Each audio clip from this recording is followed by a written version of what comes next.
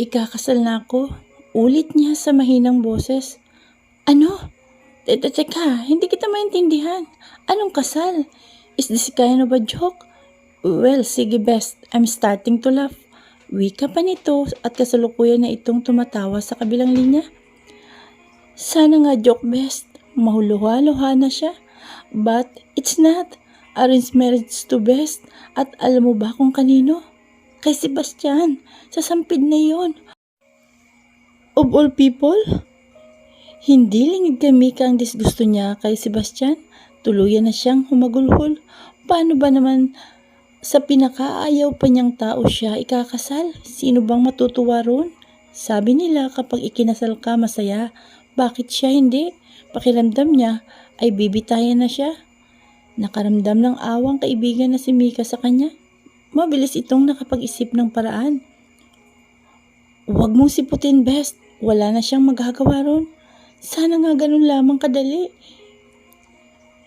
Inunahan na ako ng papa. Hindi ko siya kayang ipahiya best. Teka, nasan ka ba niyan? Nag-aalalang wika nito. Sa bahay. Tamad niyang sagot. Sige, magkita tayo sa same place. Maliligo lang ako. Okay, sige best. Sagot niya at tinapos na nila ang usapan. Nagkita sila sa paborito nilang coffee shop sa Manila. Kasalukuyan na silang nakaupo sa isang table at hinihintay lamang nila ang order. Anong gagawin ko best?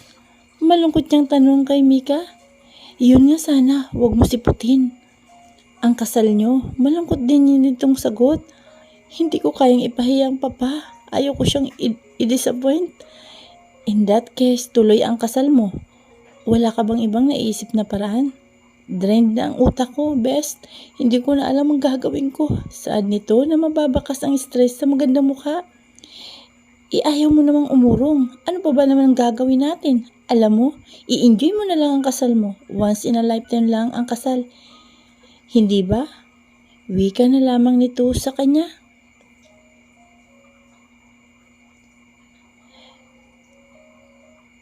Paano ko i-enjoy ang lahat best kung sa kutong lupa na yun ako makakasal?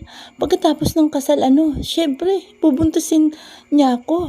Buntisan time na. Nag-i-hysterical na wikan niya dito.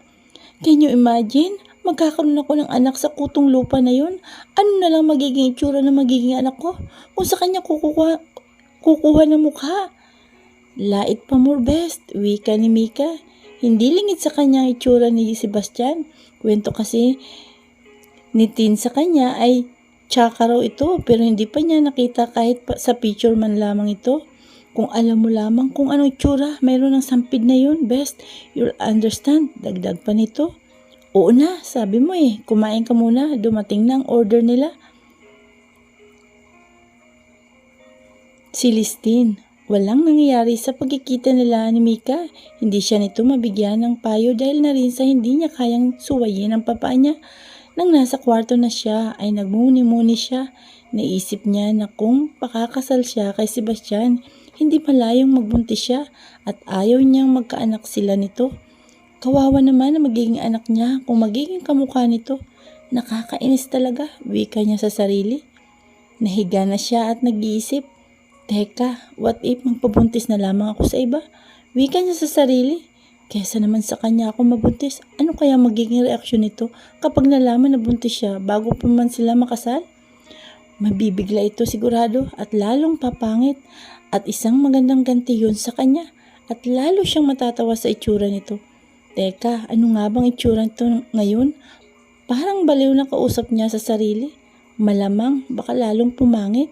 Siya rin ang sumagot sa tanong niya. Naputol ang pag-iisip niya nang mag-ring ang cellphone niya. May pumasok na message. Binuksan niya ito at galing kay Dancel ang text. Doon pa lamang gumanda ang mood niya. Binuksan niya ang message nito. How was your day? Honey, I hope you enjoy it. I love you. Sabi sa text ni Dancel. Talaga ba? Nangingiti niyang wika sa sarili. Kinikilig siya, kaya naman nag-reply siya agad dito. My day is good. How about you? I love you too. Reply naman niya sa English na text. Hindi na siya nagpapakipot pa syempre. Sumagot na rin siya ng I love you. Actually, hindi niya sigurado kung tama ang grammar niya dahil mahina talaga siya sa English. Pero palagay naman niya ay maiintindihan ito ni Dancel. And I call you later. I have something to do. I miss you. Reply nito. Nang lumuhod siyang muli, busy na naman siguro ito. Marami na rin kasi itong mga appointment bunga ng pagiging sikat sa social media. Nahiga na siya muli at nag-iisip na may pumasok muling ideya sa kanya. Teka, what if ay magpabuntis na lamang ako kay Dancel? Siguradong maganda ang kalalabasan ng lahi namin. Kaysa naman sa kutong lupa na yun, ako mabuntis. May naisip na siyang ideya kaya tinawagan niya si Mika. Hello Best, wika ni Mika sa kabilang linya. Best, may naisip na akong paraan. Excited na wika niya rito. Ano? Malakas ang boses na tanong nito sa kanya. Nagpanting ang tenga nito sa sigaw nito kaya nailayo niya ang cellphone sa kanyang tenga. Pagkuhan ay binalik din niya muli ito sa tenga niya. Grabe naman ang boses mo. Kamunti ka nang lumabas ang lahat ng tulili ko sa lakas ng boses mo. Litanya niya rito. Sorry Best, nabigla lang. Peace. Dumatawang wika nito sa kanya. Magpapabuntis ako kay Dancel, wika niya rito. What? Gulantang na wika ni Mika sa kanya. Kung makapagsalita ka, parang simpleng bagay lang ang gagawin mo na magpapabuntis ka. Well, wala nang urungan sa kasal pero hindi ako papayag na magkaroon na kami ng anak ng sampid na yun. Hello, wika niya rito habang umiikot-ikot ang eyeball niya. Hindi kaya nabibigla ka lang Best? Pinili ni Mika maging kalmado. Hindi niya gusto ang naiisip ng kaibigan. Big trouble to, ang naiisip mo na yan. Paalala niya rito. Magiging miserable na rin ako kapag napangasawa ko siya. Itutudo ko na. Determinado niyang wika sa kaibigan. Ewan ko ha, Best. Masyado naman yatang sagad sa buto ang pagkamuhi mo dyan kay Sebastian. Nagiging padalos-dalos ka na mag-isip. Paalala nito sa kanya. Inagaw niya sa akin ang lahat. Mika, pati si Papa. Opportunist ang taong yun. Ano ba sa tingin mo ang dahilan kung bakit siya pakakasal sa akin? Siyempre dahil sa pera, hindi ba? Paghihimutok niya pa rito. Wala nang nasabi pa si Mika. Alam na kasi niya ang kwento tungkol kay Sebastian. Sige Best, ang mabuti pa siguro ay pag-usapan muna natin ng personal ang bagay na yan. Hindi pwedeng padalos-dalos ka. This time, kakilala mo lang kay Dancel kaya hindi pa natin alam ang hilat siya ng bituka ng lalaking yun. Babala niya sa kaibigan. Huwag kang ang overacting dyan, Best. Anak lang naman ang kailangan ko kay Dancel. Hindi naman kami magsasama. Wala na akong magagawa. Ikakasal at ikakasal talaga ako. Sa impacto na yon, anak ko na lang ang magpapasaya sa akin kapag nagkataon. Paliwanag niya pa rito. Anak talaga? Anak agad? Wala pa namang naghahangad. Naghahangad ka na agad ah. Napapakamot sa ulo na wika ni Mika. Natatawa na rin si Mika sa pagiging advance ng kaibigan. Hindi ito ang klase ng tao na matalino mag-isip at madalas ay padalos-dalos ito kung magdesisyon. Aminado naman siya na pareho lamang sila pero this time ay napapaisip siya rito. Intindihin mo na lang ako Best, wika ni Celestina nagsusumamo. Alam din niya na pinipigil lamang ng kaibigan na mapangbunghalit ng tawa. Kilala niya ito kahit hindi sila magkaharap ay nakikinita na niya ang tsura ng mukha nito. Darating ang hindi na niya natuloy ang naisabihin ng marinig ang katok at tawag mula sa pintuan ng kwarto niya. Si Yaya Miling niya ang tumatawag. Inilagay niya sa palad niyang cellphone niya at isinigaw niya ang salitang tuloy. Kapag dakay bumukas ang pinto at iniluwan yon ang kanyang Yaya Miling. Ito ang nagsilbing ina niya mula sa pagkabata. Hindi man lang sila magkadugo pero sa puso naman niya ay ina niya ito kung ituring. Hindi na kasi niya na silayan ang totoong mami niya. 3 buwan pa lamang daw siya nang bawian ito ng buhay. Ayon sa kanyang papa at si Yaya Miling niya, ang bukod tanging nag-alaga sa kanya. Bukod doon ay wala na siyang alam tungkol sa kanyang ina. Wala siyang ideya sa itsura nito dahil wala man lang itong litrato sa laki ng mansyon. Hindi niya maintindihan kung bakit ganun. Walang sino man sa mansyon ang gustong magkwento sa kanya ng tungkol sa kanyang ina. Kaya hinahayaan na lamang niya Ang lahat, naiisip na lamang niya na marahil ay dahil masasaktan ang kanyang papa kapag pinag-uusapan pa nila ito. Isa pa'y hindi naman nagkulang sa kanya ang kanyang papa. Dahil mahal siya nito, kung hindi nga lang talaga dumating ang peste na Sebastian na yun, sumariwa muli sa alaala niya ang araw na nakilala nila. Ang pesteng si Sebastian, 20 years ago, araw ng linggo yun. Father and Daughter's Day. Natatandaan pa niyang wika ng kanyang papa sa kanya. Iyon ang itinakda ng kanyang papa na bonding time nila para sa kanila lamang. Tuwing Lunes hanggang Sabado kasi ay nasa hacienda del Salvador ito. Iyon ang inasikaso nito dahil doon sila kumukuha ng ikabubuhay nila. Yun ang bread and butter nila. Pagkagaling nila sa simbahan ay dumiretso sila sa paborito nilang kainan ng kanyang papa. Sa Taste Expert Restaurant na kung saan ang tema ng paligid ay tila garden, napapalibutan ng mga gandang halaman ang paligid nito at ang isiniserve sa pagkain ay napakasarap at organic food kung tawagin. Excited siya roon dahil pagkatapos kasi nilang kumain ay papasyal na siya ng kanyang papa sa isang parke o kaya sa amusement park na malapit lamang doon. Kaya lamang ay hindi na nangyari dahil hindi inaasahan na naiwan ng kanyang papa ang wallet nito sa restaurant. Mabuti na lamang at napulot yun ng isang batang pulubi sa daan. Ibinalik nito sa kanyang papa ang wallet. Nagpasalamat naman ang kanyang papa at umalis na ang pulubi. Kaya lamang ayun na pala ang simula ng kalbaryo niya. Sinundan pala ito ng kanyang papa. Temyong, sandali lamang, wika ng kanyang papa sa driver niya. Ihinto mo muna sa gilid ang sasakyan. Utos pa nito. Sumunod naman si Mang Temyong sa utos ng kanyang papa. Dito muna kayo ni Celestine, babalik din agad ako ha. Bumaba na ang kanyang papa. Tinanaw lamang niya ito mula sa loob ng kanilang sasakyan. Hindi siya umalis sa bintana at nakadungaw lamang siya. Hinihintay niya ang pagbabalik ng kanyang papa. Lumipas ang ilang sandali ay natanaw na niya na paparating ang kanyang papa. Napakunot ang noo niya nang matanaw ito na kasama ang pulubi na nagsauli ng wallet ng kanyang papa. Nang malapit na ang mga ito ay napansin niya na hawak ng kanyang papa ang kaliwang kamay ng pulubi. At nang makarating ang mga ito sa kung saan sila nakapark ay pinapasok ng kanyang papa ang pulubi sa kanilang sasakyan. Hanggang sa makarating na sila ng mansyon, ipinagamit pa nilito ng kanyang papa ang isang guest room sa ibaba ng mansyon. Wala lamang sa kanya noong una ang espesyal na trato ng kanyang ama kay Sebastian, kaya lamang habang lumalaki siya at nagkakaisip ay nakakaramdam na siya ng selos kay Sebastian. Hindi na kasi siya na ipapasyal pa ng kanyang papa magmula nang dumating ito sa buhay nila. Iyon ang huling banding nila na mag-ama na silang dalawa lamang. Magmula nang dumating ang Sebastian na yun ay lagi na itong kasali sa paglabas nila. Ang nakakainis pa ay puro ito na lamang ang sinasama ng kanyang papa sa hacienda. Tinuturuan pa ng kanyang papang Sebastian na yun na mga bayo. Madalas ay naiiwan siya sa yayamiling niya. Tapos makalipas ang ilang taon ay pinag-aral pa ito ng kanyang papa sa Amerika, samantalang siya ay dito lamang sa Pilipinas. Napaka-unfair ng lahat. Doon na rin siya nagsimulang magrebelde.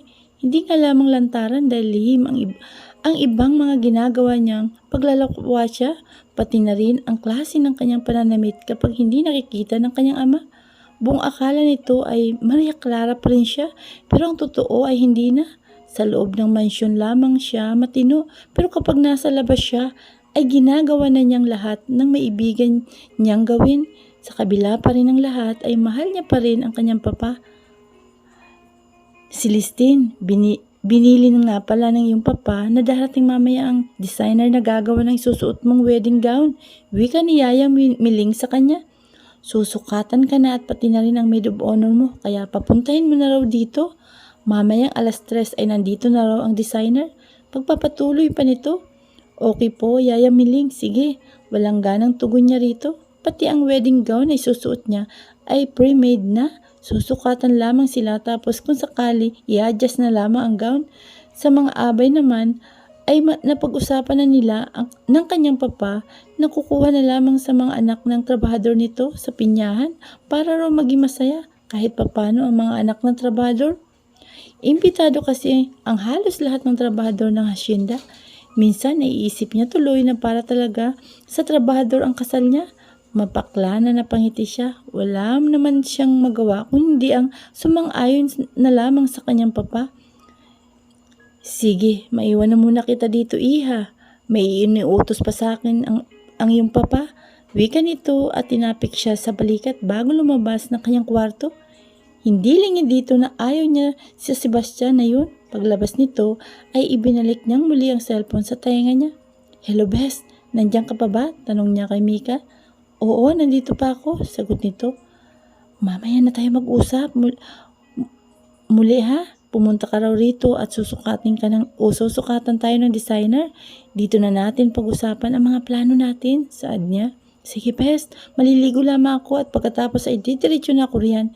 Wika nito at pinatay na nito ang call. Makalipas ang 2 oras ay dumating na ang kanyang kaibigan na sakay ng sariling kotse nito. Sinalubong niya ito sa harap ng kanilang mansyon at kapag kuwan ay nagbeso-beso silang dalawa. Nakasuot ito ng kulay orange na spaghetti strap na blouse at maikling short habang nakabuhaghag ang alon-alon nitong buhok. Nandiyan na ba ang designer Best? Tanong nito sa kanya habang magkaagapi sila sa pagpasok sa loob ng mansyon at diretso sa kanilang living room. Wala pa, paparating pa lang, wika niya rito at pasalampak na naupo sa sopa. Ganun ba? Wika nito. Naupo na rin ito sa sopa habang ang shoulder bag nito na kulay rosas naman ay nilagay nito sa maliit na glass table sa gilid. Maya-maya dumating ang yaya miling niya buhat sa kusina at may dalang orange juice at sandwich na nasa tray. Hello po, Yaya Miling. Bati ni Mika rito. Kilala na rin kasi siya nito. Magandang hapon sa iyo, Mika. Ganting bati sa kanya ni Yaya Miling. Magmerienda muna kayo ni Celestine. Saad nito. Inilapag na nito ang merienda sa isang mesa na nasa bandang gilid ng single sopa. Salamat po, Yaya. Wika ni Mika rito na nakangiti. Walang anuman, Mika. Paano? Maiwan ko muna kayo ni Celestine, ha? At may gagawin pa ako sa kusina. Saad nito na nakangiti. Tumalikod na ito pagkatapos ay nagtungo sa kusina. Hay, nakakapagod mag-isip Best. Umpisa niya nasabi kay Mika. Bakit naman kasi iniisip mo pa? Alam mo na palang nakakapagod. Sagot naman ito sa kanya. Hindi ko maiwasan Best eh. Napapakamot sa ulo na tugon niya. Torture talaga ang Sebastian na yan sa buhay ko. Dagdag pa nito. Hindi na napigilan ni Mika ang matawa sa itsura ni Tin. Tawa pa more Best, sabi ni Tin kay Mika na nakasimangot dahil sa pagtawa nito. Sorry Best, hingin pa umanhin nito sa kanya pero patuloy pa rin sa pagtawa ito. Matatapos pa ba ang pagtawa mo? Seryosong tanong niya kay Mika para matigil na ito. May pagkabungis-ngis din kasi ito kapag tumawa ay diretso. Dire-diretso. Nagilty na naman agad si Mika na makita na seryoso na ang kaibigan. Sorry Best, hinga nito ng paumanhin sa kanya at pagkuhan ay umayos na. Ano ba ang plano mo? Tanong ni Mika sa kanya pagkatapos ay kinuha ang isang baso na orange juice at ininom. Magpapabuntis nga ako kay Dancel, hindi ba at sinabi ko na sa iyo kanina sa telepono? Iritableng sagot niya kay Mika. Seryoso ka talaga sa ideya mo na yan Best ha? Tanong naman muli nito sa kanya. Hindi na nito pinansin ang iritasyon sa tinig ng kaibigan. Alam nitong kailangan na pahabain niya ang pasensya rito. Oo Best, wala naman akong pagpipilian. Ibibigay mo instantly ang virginity mo kay Dancel? Tanong naman muli nito sa kanya na nakamulagat pa ang mga mata at nakatingin sa kanya. Oo, kaysa naman sa Sebastian na yun. Kung ibigay, ano siya? Siniswerte? Manigas siya. Tugon niya habang nakahalokip-kip. Kaloka ka naman Best. Tanging sambit naman ni Mika kay Tin. Akala kasi ni Mika kaninang kausap niya ito sa telepono ay nabibigla lamang ito sa mga sinasabi dahil masama pa ang loob nito. Naiintindi naman kasi ni Mika ang sitwasyon nito. Nakatakda itong ikasal agad-agad tapos sa pinakaayaw pa nitong tao. Naputol ang pagmuni-muni ni Mika nang lumapit muli si Yaya Miling sa kanila at sabihin na dumating na ang designer ng gown at nakasunod na ito sa likuran ni Yaya Miling. Hello, good afternoon po. Miss Celestine at Miss Mika, nakangiting wika sa kanila ng designer na may hawak na malaking bag sa kanyang kamay. Pamilyar ito sa kanya. May butik ito sa bayan at malapit ang pwesto nito sa palengke. Nakaramdam na naman siya ng awa sa sarili. Akala pa naman niya ay bigati na designer ang kinuha ng kanyang papa. Bumangon na naman ang inis niya sa mga nangyari sa kanya. Ako nga po pala si Percy, pakilala nito sa sarili. Inilahad pa nitong palad sa kanyang, ngunit hindi niya ito pinansin. Napilitan na lamang nitong ibaba ang palad nang wala ni isa man sa kanila ni Mika ang nag-react o umabot ng palad nito. Sa bagay, kakilala na rin naman ito sa mukha at pangalan ang dalawang dalaga dahil madalas nitong makita dati ang dalawa sa bayan. Iba nga lamang sana yung makilala nito ng formal ang mga dalaga. Heto nga po pala ang brochure ng pwede po nyo na pagpilian sa design na gusto nyo po sa wedding nyo. Magalang na wika na lamang ng designer habang binubuksan ang zipper ng bag at kinukuha ang tinutukoy nitong brochure. Nang makita ito ay agad na iniabot kay Tin. Kilala na kasi nito si Celestine dahil sikat ang pamilya Salvador sa lugar nila. Oo nga pala, tugon ni Celestine dito at kinuha ang brochure na iniabot nito sa kanya. Maupo ka. Formal na panyaya ni Celestine dito. Pili ka lang na maibigan mong nag-design dyan. Miss Celestine, nakangiting wika nito sa kanya. Pinagbasa nito ang korte ng katawan niya habang busy siya na tumitingin sa brochure. Sa tansya nito ay halos lahat ng wedding gown na tinahi niya ay mag-fit dito. Maganda kasi ang hubog ng katawan nito. Palagay ko ay hindi na tayo magkakaroon ng adjustment sa wedding gown nyo. Wika nito sa kanya. Ganun ba? Matipid niyang sagot at bagay ang ngingitihan lamang niya ito. Siguradong wala itong ideya na hindi naman talaga niya gusto ang magaganap na kasalan. Pagkuwan ay tiningnan niya si Mika sa tabi niya na nagkunwari na busy sa pagsipat sa hawak niyang brochure na tiningnan niya. Pinili nitong manahimik kaysa magbigay ng opinyon. Opo, Miss Celestine, siguradong mamumukadkad sa kagandahan niyo ang mga likha ko. Pagmamalaki pa nito sa kanya. Nginitian lamang niya ito bilang tugon sa sinabi nito. Alam na niya maganda siya, pero anong sense ng ganda niya kung ang kasama niyang lalakad sa dambana ay isang tikba lang? Nagngingit-ngit ang kalooban niya kapag naaalala niya si Sebastian. Napakaswerte naman ng mapapangasawa niyo. Talagang swerte siya. Hindi niya namalaya na naging sarkastiko ang tinig niya sa pagkasabi niyon. Kaya nakakunot ang noo na tumingin ito sa dalaga. Pagsiko ni Mika ang nagpaalala sa kanya sa inasal niya. Talagang swerte siya sa akin. Ulit niya sa mahinaw na tinig. Siyempre, maganda ako, hindi ba? Mayabang niyang wika rito. Oo naman, Miss Tin, sang-ayon nito sa kanya. Hindi nito maintindihan ang inasta nito. Maliban na lamang talaga kung totoong chismis sa bayan. Sa lahat kasi nang nabigyan niya ng serbisyo sa kanilang lugar ay ito pa lamang si Celestine Salvador ang nakita niya na tila hindi masaya. Sa bagay ay baka totoo nga ang bulong-bulungan na biglaan lamang ang